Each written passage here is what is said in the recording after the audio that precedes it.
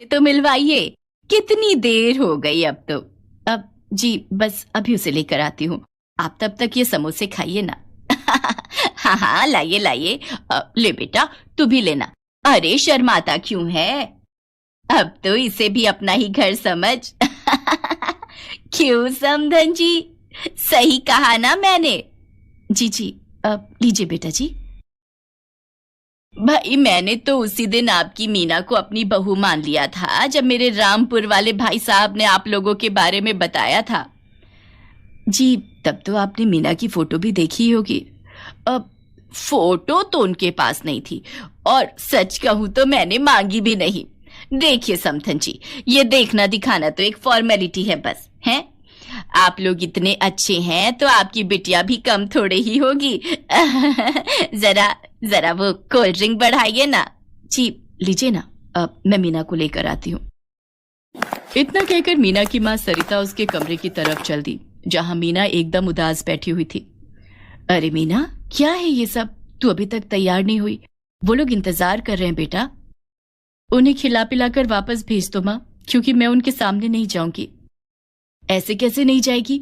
घबरा मत बेटी, ये पढ़े लिखे समझदार लोग हैं। मुझे विश्वास है कि वो तेरे गुण देखेंगे, तेरा रंग नहीं। बस करो माँ, पिछली बार भी तुम्हें ऐसा ही लगा था, लेकिन फिर हुआ क्या? मुझे तो ये समझ नहीं आता कि आप और पापा आखिर इस सब के पीछे क्यों पड़े हो। नहीं करनी मुझे कोई शादी वादी, क्योंकि अब मुझे अपनी बेइज्जती करवाने का कोई शौक नहीं है। इतना कहकर मीना रोने लगी। तब उसकी माँ काशी ने उसे समझाते हुए कहा, मत रो मीना, माना कि इससे पहले जो भी रिश्ते आए वो तेरे काले रंग की वजह से टूट गए, लेकिन इस बार ऐसा नहीं होगा। मेरा दिल कहता है कि इस बार बात बनेगी ही बनेगी। चल अब जिद मत कर और जल्दी से तैयार हो जा। आजा, मैं तेरी मदद करती हूँ। अपनी माँ की खातिर मीना अनमने मन से तैयार हुई और फिर लड़के वालों के सामने गई। ड्राइंग रूम में इससे पहले खूब हंसी मजाक हो रहा था, लेकिन मीना के वहां पहुंचते ही सन्नाटा सा पसर गया और फिर समधन जी, मेरा मतलब है बहन जी, क्या ये है आपकी बेटी मीना? जी हाँ, यही है हमारी मीना। कमाल की बात है, आप लोगों के हिसाब से रंग कुछ दबा हुआ नहीं है बिटिया का? हाय हाय, चश्मे का नंबर बढ़ गया क्या आपका? दबा हुआ कहाँ जी, भट्टी काली है ये तो। भारी गलती हो गई, आने से पहले फोटो ही मंगवा लेनी चाहिए थी। अब ऐसा ऐसा मत कहिए, हमारी मीना लाखों में एक है। हमने इसे बहुत ही अच्छे संस्कार दिए हैं। अरे पर संस्कारों से पहले लोग तो इसका चेहरा ही देखेंगे ना। अब आप ही बताइए, नई बहू का ऐसा कोयला सा चेहरा भला कैसे दिखाएंगे हम सबको?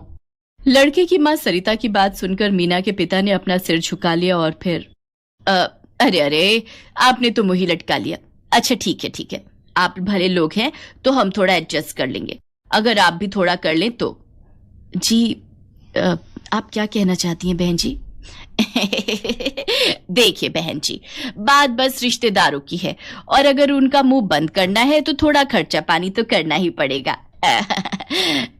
आप ऐसा कीजिए, आप बस एक गाड़ी दे दीजिए हमारे लड़के को, तो फिर कोई ना देखेगा इसका मुंह, सब गाड़ी ही देखते रहेंगे। नहीं माँ, मैं इस काली कलूटी से शादी नहीं करूंगा, चाहे जो हो जाए। अरे चुप कर, कैसे नहीं करेगा शादी? हाँ तो भाई साहब, तो बताइए क्या करना है? मैं बताती हूँ आपको कि क्या करना है। सबसे पहले तो आप ये समोसा नीचे रखिए और वो कोल्ड ड्रिंक भी। हाँ, और आप भी नीचे, सब नीचे रखिए। और अब ऐसा कीजिए कि वो वहां उस मेन गेट से सीधे बाहर चले जाइए। मीना चुप हो जा, हम बात कर रहे हैं ना। नहीं माँ, अब कोई बात नहीं होगी, ना इनसे और ना ही किसी और से। मैं काली हूं लेकिन इतनी भी गई बीती नहीं हूं कि शादी के नाम पर मेरा मोल चुकाना पड़े मेरे पापा को। इतना कहकर मीना रोती हुई अपने कमरे में चली गई। उस दिन जो हुआ इससे पहले भी मीना के साथ कई बार हो चुका था। जब भी उसे देखने लड़के वाले आते, या तो उसके काले रंग का मजाक उड़ाकर चले जाते, या फिर उससे शादी के बदले मोटे दहेज की मांग रख देते। मीना की अच्छी सीरत और उसके गुण तो जैसे कोई मायने ही नहीं रखते थे। मीना बचपन से ही पढ़ने में बहुत अच्छी थी, इसके अलावा घर संभालना भी उसे बहुत अच्छे से आता था, लेकिन फिर भी उसका काला रंग उसके सारे गुणों पर भारी पड़ जाता था। भाभी लो, ये रहा शादी का कार्ड। अगले महीने की 20 तारीख तय हुई है। लड़के वाले तो और जल्दी चाह रहे थे, लेकिन हमने भी कह दिया भाई अपनी बेटी को ऐसे ही थोड़ी विदा कर देंगे, खूब धूमधाम से करेंगे उसकी शादी। वैसे भाभी, अपनी मीना के लिए कुछ बात बनी क्या? पिछले हफ्ते आए थे ना कुछ लोग। हाँ, पर बात नहीं बनी। ओहो, पता नहीं क्या सोच के रखा है भगवान ने भी। भाभी मेरी मानो तो कोई काला लड़का ही ढूंढो अब, तब शायद बात बन जाए। नहीं चाची, उसकी कोई जरूरत नहीं है। मैंने तय कर लिया है कि मुझे अब शादी करनी ही नहीं है। अच्छा, तो क्या जिंदगी भर ऐसे ही माँ बाप के सिर पर बैठी रहेगी क्या? भाभी जरा समझाओ इसे। एक तो काली, ऊपर से ऐसे तेवर दिखाएगी तो कैसे काम चलेगा? ऐसे तो कभी नहीं होगी इसकी शादी। मीना जैसे तैसे खुद को संभालने की कोशिश कर रही थी, लेकिन इस तरह के रिश्तेदार उसकी इस कोशिश को कमजोर करने में कोई कसर नहीं छोड़ रहे थे। मीना अपने माता पिता की अकेली संतान थी, तो ये भी एक बड़ी वजह थी कि उसकी शादी को लेकर उसके माता पिता कुछ ज्यादा ही परेशान रहते थे। काशी, मैं सोच रहा हूं गांव वाली जमीन बेच दूं, और ये घर भी हमारे लिए काफी बड़ा है। इसे बेचकर किसी छोटे घर में चलते हैं। अरे पर ऐसा क्यों? वो इसलिए ताकि अगली बार मीना के रिश्ते की बात चले तो मुझे सोचना ना पड़े। लड़के वाले जितना दहेज मांगेंगे मैं उन्हें दे दूंगा, बस किसी तरह मेरी बेटी का घर बस जाए। लेकिन इस सब के लिए मीना को कैसे समझाएंगे जी? शादी का नाम सुनते ही काटने को दौड़ती है अब तो। नहीं काशी, समझाओ उसे। तुम और मैं जीवन भर साथ नहीं रहेंगे उसके। उसे किसी का हाथ तो थामना ही होगा, और वैसे भी उसे उसके घर भेजे बिना हम भी तो चैन से नहीं मर सकेंगे। दरवाजे की ओट में खड़ी मीना अपने माता पिता की सारी बातें सुन रही थी, और ये सब सुनकर उसे खुद पर बहुत गुस्सा आ रहा था। मुझ जैसी औलाद होने से तो अच्छा आप दोनों बे औलाद ही होते। मैं चाहे कितनी भी कोशिश कर लूं, हमेशा आप दोनों की तकलीफ का कारण ही बनी रहूंगी। लेकिन अब बस बहुत हो गया अब। मीना बिना किसी से कुछ कहे अपने घर से बाहर निकल गई। वो हालात से हार चुकी थी और खुदकुशी करने जा रही थी। वो खुद ही सड़क से जा रही एक गाड़ी के सामने आ गई और उसे टकराकर जमीन पर गिर पड़ी। ओह माय गॉड, ये क्या हुआ? इसे फौरन अस्पताल ले जाना होगा। उस लड़के का नाम अविनाश था जिसकी गाड़ी से टकराकर मीना बेहोश हो गई थी। वो फौरन मीना को अस्पताल लेकर गया, जहां सही वक्त पर इलाज मिलने से मीना की जान बच गई। और फिर थैंक गॉड, आपको होश आ गया। अब आप अपने घर का फोन नंबर मुझे दीजिए ताकि मैं आपके घर वालों को इन्फॉर्म कर सकूं। उसकी कोई जरूरत नहीं, और जरूरत तो मुझे यहाँ लाने की भी नहीं थी। आपसे किसने कहा था इतना महान बनने को? अरे मैंने तो बस एक थैंक यू एक्सपेक्ट किया था, पर आपने तो इतना कुछ कह दिया। वैसे मैं समझ तो पहले ही गया था, बट अब कंफर्म हो गया। आप खुद ही मेरी गाड़ी के सामने आई थी, है ना? हाँ, तो जब सामने आ ही गई थी और गाड़ी से टकरा भी गई थी तो मुझे वहीं छोड़कर चले जाते ना, जैसे सब चले जाते हैं।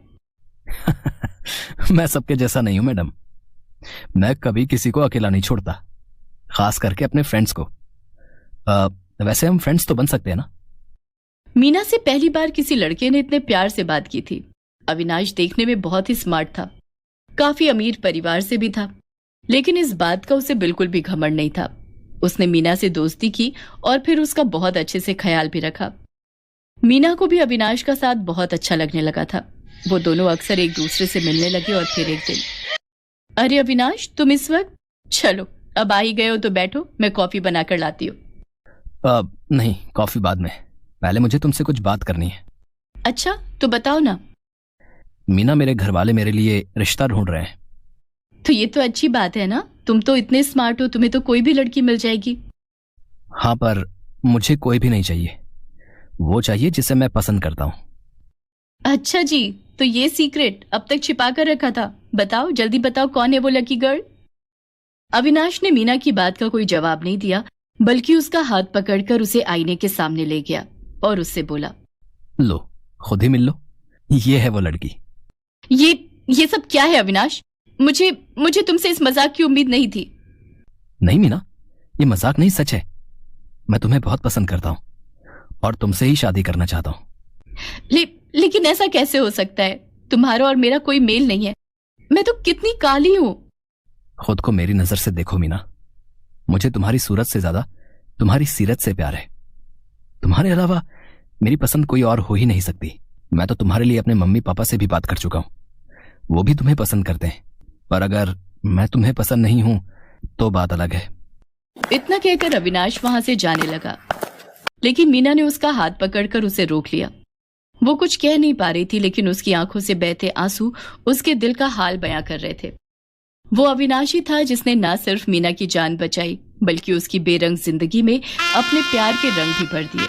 और आखिरकार वो दिन आ ही गया जब दुल्हन के जोड़े में सजी मीना शादी के मंडप में अपने सपनों के राजकुमार के साथ बैठी थी।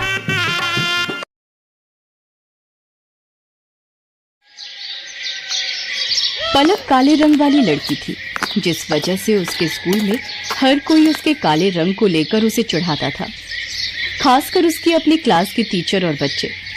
पलक, तुम लाइन में सबसे पीछे खड़ी हो जाओ, और टीना सांची, तुम कुछ सुंदर लड़कियां आगे आ जाओ। प्रिंसिपल मैम का ऑर्डर है, हमारे स्कूल के बेस्ट बच्चों का फोटो स्कूल मैगजीन में छपेगा, इसलिए मैं चाहती हूँ मेरी क्लास के बच्चों का फोटो ही मैगजीन में छपे। पर मैम, ये पलक तो बहुत काली है, पूरी फोटो इसी से खराब हो रही है। मैम, ऐसा नहीं हो सकता, हम इस पलक को इस फोटो में से हटा दें। नहीं बच्चों, अगर ऐसा हो सकता तो ये काम सबसे पहले मैं ही कर देती। मैं खुद नहीं चाहती ये काली स्टूडेंट मेरी क्लास में भी रहे। मैम, मैं पानी पीने जाऊं? हाँ जाओ, मेरे सिर पर खड़ी मत रहो, और हो सके तो थोड़ा पानी से मुंह धोकर भी आ जाना, शायद तुम्हारा काला रंग चेहरे से उतर जाए और फोटो थोड़ी अच्छी आ जाए। टीचर की और बच्चों की बातों को सुनकर पलक रोती हुई वॉशरूम की तरफ चली जाती है और वहां जाकर फूट फूट कर रोने लगती है। पलक के माता पिता दोनों नौकरी करते थे और बड़ी मेहनत से पैसे कमाकर उन्होंने पलक का अंग्रेजी मीडियम में एडमिशन करवाया था। इसलिए पलक अपने माता पिता से कभी भी अपना दुख नहीं कहती थी। पलक को दौड़ने का बहुत शौक था। वो रोजाना सुबह स्कूल जाने से पहले दौड़ने का अभ्यास करती थी, पर वो जब भी अपनी टीचर से स्कूल में दौड़ प्रतियोगिता में भाग लेने के लिए कहती थी तो उसकी टीचर उसे साफ मना कर देती थी और बच्चे उस पर हंस देते थे। तू दौड़ेगी? अपनी शक्ल देखी है कभी शीशे में? मैम तुझे कभी भी दौड़ प्रतियोगिता में नहीं लेंगी। आज तक हमेशा से टीना ही विनर रही है और आगे भी रहेगी। इतनी देर में क्लास टीचर भी आ जाती हैं। बच्चों, हमारे स्कूल को बहुत ही बड़े लेवल पर दौड़ प्रतियोगिता के लिए भेजा जा रहा है। टीना, मैंने तुम्हारा नाम प्रिंसिपल मैम को दे दिया है। ओके मैम, मैं आज से ही प्रैक्टिस शुरू कर देती हूँ। मैम, मैं भी दौड़ प्रतियोगिता में भाग लेना चाहती हूँ। नहीं पलक, मैं तुम्हें इस प्रतियोगिता में नहीं ले सकती। तुम देखने में बिल्कुल भी सुंदर नहीं हो, और अगर मैंने तुम्हें इस प्रतियोगिता में ले लिया और तुम हार गई तो प्रिंसिपल मैम मुझ पर गुस्सा होंगी। पलक रोती हुई घर आती है, पर जैसे ही वो अपनी माँ को सामने देखती है, अपने आंसू पोंछ लेती है और खाना खाने बैठ जाती है। पर उसका मन उदास था, इसलिए पलक अगले दिन स्कूल की छुट्टी ले लेती है। उसे पता था कि वो स्कूल जाएगी तो और बच्चों को प्रतियोगिता में जाता देख उसका मन दुखेगा। अरे पलक बिटिया, आज तो स्कूल नहीं जा रही? नहीं माँ, आज बस थोड़ा सिर में दर्द है, इसलिए घर पर आराम करूंगी। कोई बात नहीं पलक बिटिया, तू तो रोजाना ही स्कूल जाती है, आज छुट्टी कर ले और आराम करना। एक काम करो, आज तुम चले जाओ, मैं पलक के पास ही रुक जाती हूँ। उसे किसी चीज की जरूरत होगी तो बना दूंगी। ठीक है, फिर मैं अकेला ही काम पर चला जाता हूँ। पलक की माँ उसके पास ही घर पर रुक जाती है। पलक सो रही थी और उसकी माँ काम कर रही थी। इतनी देर में दरवाजे पर कोई आता है। जी, मेरा नाम रामलाल है, मैं पलक बिटिया के स्कूल का चपरासी हूँ। मुझे वहाँ की प्रिंसिपल मैम ने भेजा है। उन्होंने तुरंत ही पलक को स्कूल बुलाया है। वो किसी दौड़ प्रतियोगिता में जाना है, शायद यही बात हो रही थी। पलक को, पर उसकी तो अभी तबीयत। रामलाल भैया, आप मैम को बोल दो मैं अभी तैयार होकर स्कूल पहुंचती हूँ। दौड़ प्रतियोगिता का नाम सुनकर मानो पलक के दिमाग में कौन सी फुर्ती आ गई कि वो जल्दी से तैयार होकर स्कूल पहुंच गई। अच्छा, तो तुम पलक हो बेटा, हमें तुम्हारी बहुत जरूरत है और इस स्कूल को भी। टीना जो तुम्हारी क्लास की है वो इस प्रतियोगिता में भाग नहीं ले सकती। उसके पैर में चोट आ गई है, इसलिए डॉक्टर ने उसे दौड़ने के लिए मना किया है। हम चाहते हैं कि तुम अपने स्कूल के लिए इस प्रतियोगिता में हिस्सा लो और जीत कर ही लौटो। मैम, मैं आपसे वादा करती हूँ, मैं इस प्रतियोगिता में जीत कर ही लौटूंगी। पलक, मुझे माफ कर दो बेटा, मैंने एक टीचर होकर भी तुम्हारे साथ कितना गलत व्यवहार किया, पर आज जब हमारी क्लास की और स्कूल की इज्जत का सवाल है तो हमें तुमसे बेहतर दौड़ प्रतियोगिता के लिए कोई बच्चा नजर ही नहीं आया। मैं जानती थी कि तुम रोजाना सुबह दौड़ने का अभ्यास करती हो, इसीलिए मुझे तुम्हारा नाम सबसे पहले याद आया। मेरी शुभकामनाएं तुम्हारे साथ हैं। पलक, देखना तुम इस प्रतियोगिता में जीत कर ही लौटोगी। Thank you ma'am, thank you so much. मैं आपसे वादा करती हूँ मैं इस प्रतियोगिता में जरूर जीतूंगी। पलक की क्लास के सब बच्चे भी उसे शुभकामनाएं देते हैं और पलक पूरे जोश के साथ दौड़ प्रतियोगिता में हिस्सा लेती है और जीत कर लौटती है। उसकी प्रिंसिपल मैम और क्लास टीचर उसे इनाम में ट्रॉफी देकर सम्मानित करती हैं। ट्रॉफी लेकर पलक घर पहुंचती है। प्रतियोगिता जीतने की खुशी पलक के माता पिता उसके चेहरे पर साफ साफ देख रहे थे। उस दिन के बाद से पलक को कभी भी कोई भी उसके काले रंग के लिए नहीं बोलता था, बल्कि सब उसकी बहुत तारीफ करते